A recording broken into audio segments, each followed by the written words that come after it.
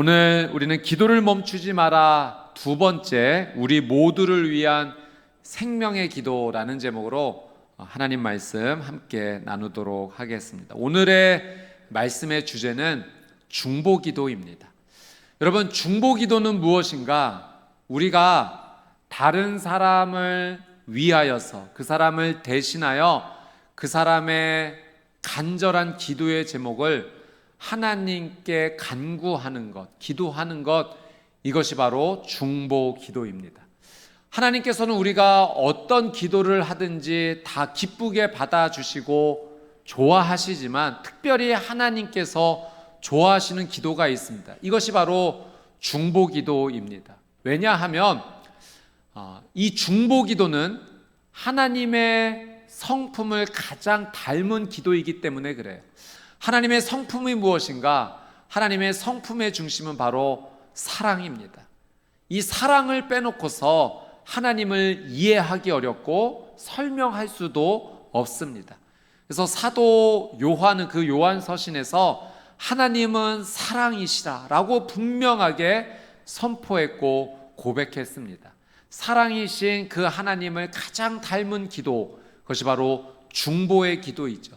다른 사람을 사랑하는 마음, 위하는 마음, 간절히 아파하는 마음으로 그를 위해 기도할 때 하나님께서 그 기도를 특별히 들어주시고 놀란 은혜로 덮어주십니다. 중보기도는 분명히 능력이 있습니다. 중보기도를 하나님께서 귀 기울여 주십니다. 제가 이전 교회 한 장로님 신방했을 때 장로님께서 그런 간증을 한번 나눠주셨던 적이 있어요.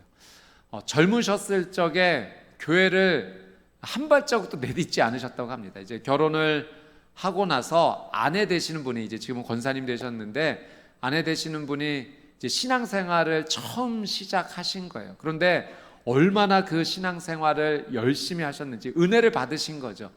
매주일 하나님 앞에 감격적으로 나와 예배드리고 또 매일매일 새벽 예배를 드리면서 기도할 정도로 그 신앙과 그 믿음이 점점 깊어지고 있었습니다. 근데 남편 되는 나중에 이제 장로님 되신 이분은 전혀 이제 교회에 관심이 없는 겁니다. 그 젊은 시절에 유일하게 관심 있는 거 한 가지 있었으니 그것이 골프였습니다. 그래서 매 일요일마다 약속을 붙잡고 이제 아침 일찍 이제 골프하러 나가시는데, 하루는 일요일날 이제 골프 나가시면서 아내에게 그렇게 얘기를 한 겁니다. 당신 요새 교회도 열심히 다니고 뭐 새벽에도 나가서 기도하고 있잖아. 나 위해서 한번 기도해줘. 나 오늘 골프 나가서 나 소원이 하나 있는데 나 싱글 한번 해봤으면 좋겠어 라고 기도를 부탁한 겁니다. 아마 이 골프 하시는 분들이 싱글 기록하는 게 정말 어려우신 모양이죠. 그렇게 기도 부탁을 하고 갔는데 그날 기적이 일어났습니다. 저녁에 이제 귀가를 했는데 그날 싱글을 기록을 하신 거예요. 근데 그때 기도 부탁을 하면서 어떤 내용을 말하냐면, 싱글 기록하면 다음 주일 내가 교회 한번 나가줄게, 그 이야기를 하신 겁니다. 그 다음 주일 일요일이었는데 이제 남편이 양복을 입고서 소파에 다소곳이 앉아 계시더랍니다.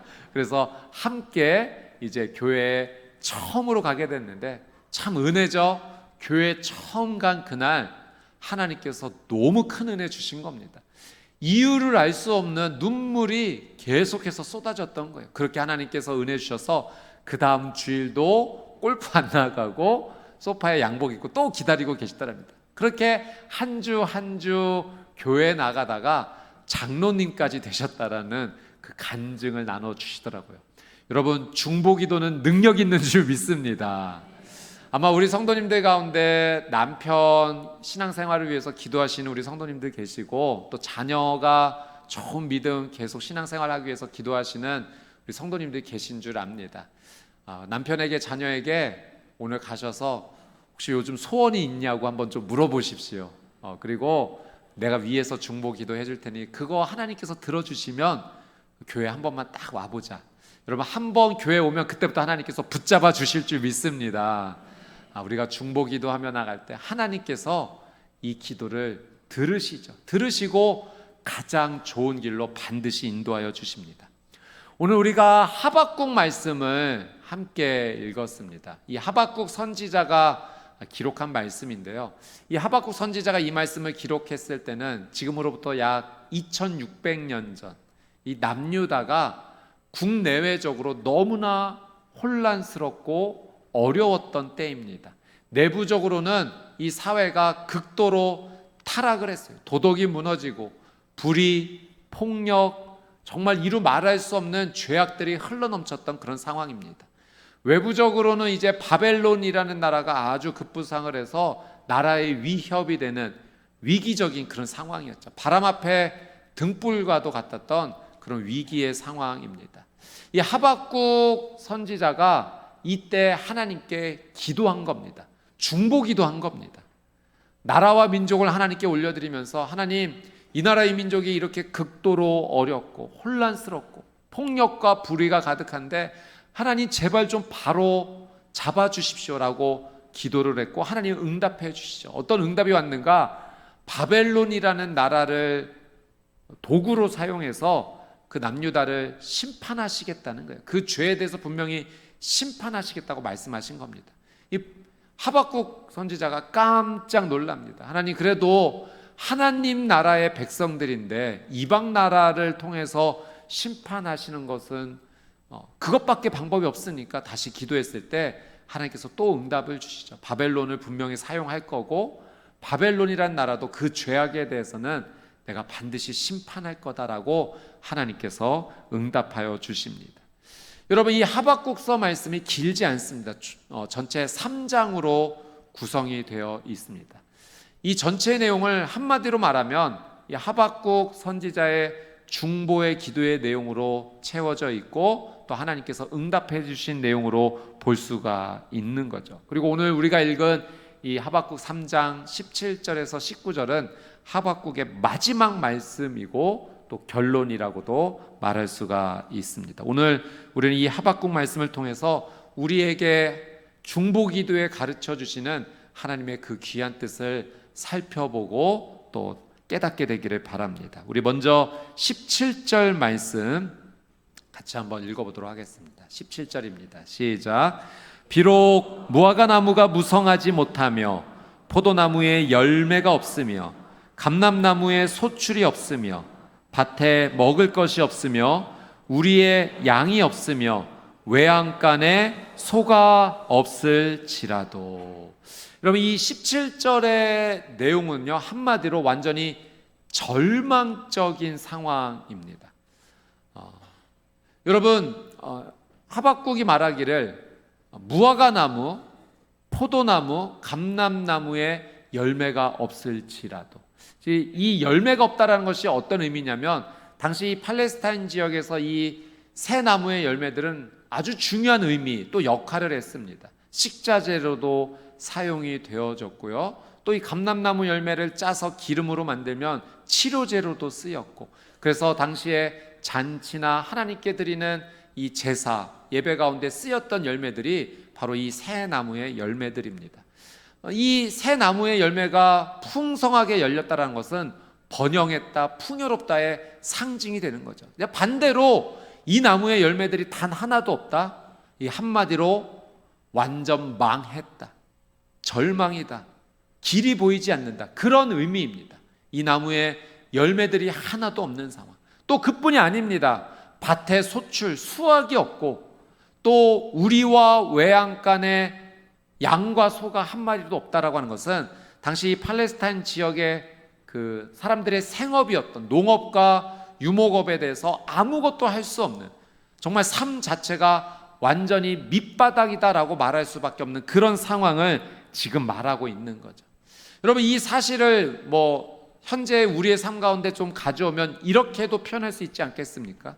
우리의 삶에 우리가 직장을 잃어버려서 경제적으로 너무 힘들게 되었고, 또 우리의 가정에 자녀들의 심각한 어려움이 생기는데 풀릴 수 있는 방법이 없고, 또 갑작스럽게 나의 삶에 질병도 찾아오고, 주변의 관계는 무너질 대로 무너졌고, 또 사회적, 국가적으로 볼 때 도저히 길이 보이지 않는 너무나 막막한 상황. 지금 우리의 상황으로 가져오면 이 하박국의 이 17절의 표현은 그렇게 표현이 될 것입니다. 완전한 절망을 이야기하고 있는 거죠. 자, 왜 이것을 하박국이 지금 이야기하고 있는가? 지금 하박국 선지자가 중보 기도하고 있지 않습니까? 하나님 앞에 은혜를 달라라고 간절히 기도하는 가운데 이러한 절망적인 상황일지라도 사람의 눈으로 볼 때는 도저히 방법이 보이지 않고 칠흑같이 어두운 깜깜한 어두운 상황일지라도 이런 상황 속에서 우리가 무엇을 붙잡아야 되는지, 무엇을 의지해야 되는지, 우리가 정말로 생명처럼 여겨야 될 믿음의 본질은 무엇인지를 하박국 선지자가 말하는 겁니다. 중보 기도를 하는 가운데 하나님께서 그 은혜를 깨닫게 해 주신 거예요. 자, 우리 18절 말씀 이어서 같이 한번 보도록 하겠습니다. 18절입니다. 시작. 나는 여호와로 말미암아 즐거워하며 나의 구원의 하나님으로 말미암아 기뻐하리로다. 여러분, 앞의 상황과 뒤의 상황이 뭐가 맞지 않죠. 앞에는 열매도 없고 밭에 소출도 없고 우리와 외양간에 가축이 하나도 없는 그런 상황일지라도 지금 하박국이 뭐라고 얘기합니까? 나는 여호와로 말미암아 즐거워하고 하나님을 기뻐하겠습니다. 어떻게 이런 고백을 할 수 있는가? 여러분, 이 18절 말씀에 정말 중요한 한 가지 키워드, 핵심 단어가 있으니 그것은 바로 구원입니다. 나는 구원의 하나님으로 말미암아 구원의 하나님으로 인하여 나는 즐거워하고 기뻐하겠습니다라는 이 믿음의 고백을 하는 거죠. 그러니까 하박국 선지자가 이렇게 극심한 어려운 상황 가운데 하나님 도와주십시오 중보 기도하며 나아갈 때 깨닫게 된 것이 있어요. 이렇게 어려운 상황일지라도 우리 하나님이 구원을 주시는 하나님이시다는 사실을 이것을 믿음으로 붙잡고 나가면 하나님께서 반드시 구원의 은혜를 주신다는 것을 깨달은 겁니다. 여러분, 이 구원이 무엇입니까? 구원은 생명이에요. 그냥 생명이 아니라 일시적으로 누리는 생명이 아니라 하나님께서 주시는 구원은 영원한 생명인 겁니다. 여러분, 눈앞에 보이는 열매들, 밭의 수확물들, 또 가축들 중요하죠. 우리의 삶 속에서 필요한 것들입니다. 그러나 이것들과 구원을 비교했을 때 무엇이 더 소중한가? 구원이 훨씬 더 중요한 거예요. 지금 우리의 삶 가운데 표현하자면 우리에게 물질도 필요하고 건강도 필요하고 또 능력도 필요하고 명예와 인기도 필요한 것이 사실입니다. 그러나 구원과 비교하면 구원이 훨씬 더 중요하다는 사실이죠. 왜냐하면 구원은 생명이기 때문에 그렇습니다. 여러분, 출애굽기 말씀에 보면은 모세가 시내산에 올라가서 이 율법과 십계명을 받을 때 그 산 아래에서 이스라엘 백성들이 아주 엉뚱한 짓을 벌였습니다. 금붙이들을 모아다가 금송아지를 만들고 이 금송아지가 우리를 애굽에서 여기까지 인도해낸 신이다라고 우상 섬기는 말도 안 되는 일을 벌인 거예요. 하나님 그 모습을 보시고 모세에게 내가 이 백성 심판하겠다, 그러니까 한마디로 멸망시키겠다는 겁니다. 그때 모세가 하나님 앞에 생명을 건 중보 기도를 합니다. 어떻게 기도하냐면 하나님 한 번만 용서해 주십시오. 만약 용서해 주지 않으실 거면 저도 하나님 생명책에서 제 이름 지워 주십시오. 그렇게 생명을 걸고 하나님 앞에 중보 기도했을 때 하나님께서 그 기도를 들어주시고 심판하지 않으시죠. 그런데 하나님께서 또 기가 막힌 말씀을 해주시는 겁니다. 내가 이 백성을 가나안 땅까지 들어가게는 해주겠다. 그런데 나는 너희들과 동행하지는 않겠다. 이때 또 모세가 하나님께 매달리기 시작합니다. 하나님, 그게 무슨 말입니까? 하나님께서 가나안 땅에 이스라엘 백성들이 잘 들어갈 수 있도록 천사도 보내주시고 인도해 주시고 보호해 주신다고 약속하셨거든요. 그러니까 모세가 이걸 받지 않는 겁니다. 하나님, 다 필요 없습니다. 아무리 적과 꿀이 흐르는 그 가나안 땅에 들어간다 한들 하나님께서 동행해 주시지 않으시면 그게 무슨 소용이 있겠습니까? 그러니까 모세는 구원의 놀라운 능력을 이때 알고 꿰뚫어 본 거예요. 구원은 누구에게서 나오는가? 하나님에게서 나온다는 겁니다. 여러분, 생명의 은혜는 하나님과 동행하는 데 있는 줄 믿습니다. 그래서 모세가 하나님께 동행해 달라고 적과 꿀이 흐르는 가나안 땅도 중요하지만 그것보다 더 중요한 것은 하나님과 동행하는 것, 그 구원의 은혜, 생명의 은혜를 누리는 겁니다. 그러니까 하박국도 동일한 차원에서 고백을 하는 거죠.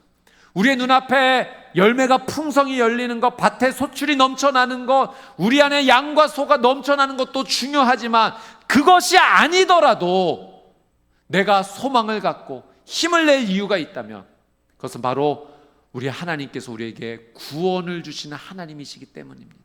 그것이 훨씬 더 중요합니다. 생명을 주시는 하나님을 붙잡는 것이 믿음의 본질이요 훨씬 더 중요하다라는 그 신앙의 고백을 선포했던 겁니다. 자, 이어서 하박국 선지자가 이렇게 고백합니다. 19절입니다. 같이 읽어보겠습니다. 시작. 주 여호와는 나의 힘이시라. 나의 발을 사슴과 같게 하사 나를 나의 높은 곳으로 다니게 하시리로다. 이 노래는 지휘하는 사람을 위하여 내 수금에 맞춘 것이니라. 여러분, 하박국 선지자가 계속해서 믿음을 선포하는데 주 여호와는 나의 힘이시라. 주는 내 발을 사슴과 같게 하사 높은 곳을 뛰어다니게 하실 분이십니다. 여러분, 하박국 선지자가요 다른 것으로 힘을 삼지 않았어요. 눈앞에 절망적인 상황 속에서도 하나님만이 나의 힘이 되십니다. 그러면서 하나님은 내 발을 사슴과 같게 해주실 겁니다. 여러분, 우리가 사슴 볼 기회가 그렇게 많지가 않습니다.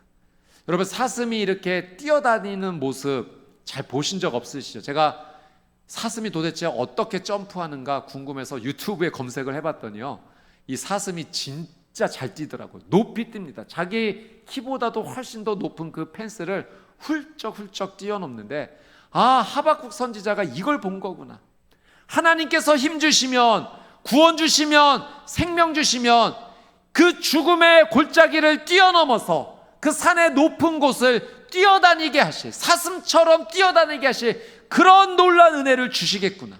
여러분, 하나님께서 우리에게 힘 주시고 우리에게 생명 주시면 우리의 삶의 눈에 보이는 죽음의 골짜기를 뛰어넘어 우리가 사슴처럼 높은 곳을 뛰어다니게 될 줄 믿습니다. 이게 바로 중보기도를 통하여서 하박국 선지자가 하나님께 받은 은혜요 깨달은 믿음의 본질입니다. 사랑하는 여러분, 저는 우리 성도님들과 오늘 이 중보기도의 능력과 은혜에 대해서 정말로 다시 한번 나누고 싶습니다. 하박국 선지자는요 선지자이면서 동시에 중보기도자입니다. 그 내용이 중보기도로 가득한 거예요. 나라와 민족 백성들을 위해 하나님 앞에 간절히 기도했을 때 그 기도하는 중보기도의 삶 가운데 하나님 놀란 은혜를 주신 거죠. 그리고 어떻게 보면 이 말씀이 지금 우리에게까지 전달이 돼서 우리가 이 말씀을 믿음으로 붙잡고 나가고 있는 거 아닙니까? 그렇게 보면 지금 하박국의 중보기도가 우리에게까지 이르렀다라고 말할 수가 있는 거죠. 사랑하는 여러분, 하나님께 중보기도하는 자는 반드시 응답을 받는데 그 응답이 핵심이 무엇인가? 하나님께 기도하는 자, 하나님께서 생명과 구원의 은혜를 반드시 주실 줄 믿습니다. 중보기도는요 특별한 은혜가 있는데요, 그것은 우리가 누군가를 위해 기도할 때 하나님께서 그 사람에게 반드시 은혜 주십니다. 특별한 것은 그 사람만 은혜를 받는 것이 아니라 기도하는 당사자에게도 하나님께서 은혜를 주신다는 거예요. 그게 욥기 말씀을 통해서 하나님께서 분명하게 도장 찍어주신 말씀이 있습니다. 여러분, 욥기 말씀이 굉장히 깁니다. 이 욥이 너무나 큰 고난을 당했을 때 욥의 세 친구들이 위로하고자 찾아오죠. 그래서 처음에는 위로를 하다가 욥에게 너 혹시 하나님께 죄 지은 것이 있는 것이 아니냐 하면서 그 욥에 대해서 계속 회개할 것에 대해서 계속 이 변론하는 이야기가 길어진 겁니다. 마지막에 하나님께서 이들 가운데 나타나시면서 이 욥의 세 친구들에게도 그들이 무엇을 잘못했는지 그 죄를 회개해야 될 것을 깨닫게 해주시고요. 그리고 욥으로 하여금 이 세 친구들을 위해서 중보기도하라고 하나님께서 말씀하십니다. 자, 우리 그 말씀을 우리 욥기 42장 9절 10절 말씀 통해서 같이 한번 보도록 하겠습니다. 욥기 42장 9절과 10절입니다. 시작. 이에 대만 사람 엘리바스와 수아 사람 빌닷과 나마 사람 소발이 가서 여호와께서 자기들에게 명령하신 대로 행하니라. 여호와께서 욥을 기쁘게 받으셨더라. 10절입니다. 욥이 그의 친구들을 위하여 무엇할 때? 기도할 때 여호와께서 욥의 공경을 돌이키시고 여호와께서 욥에게 이전의 모든 소유보다 어떻게? 갑절이나 주신지라.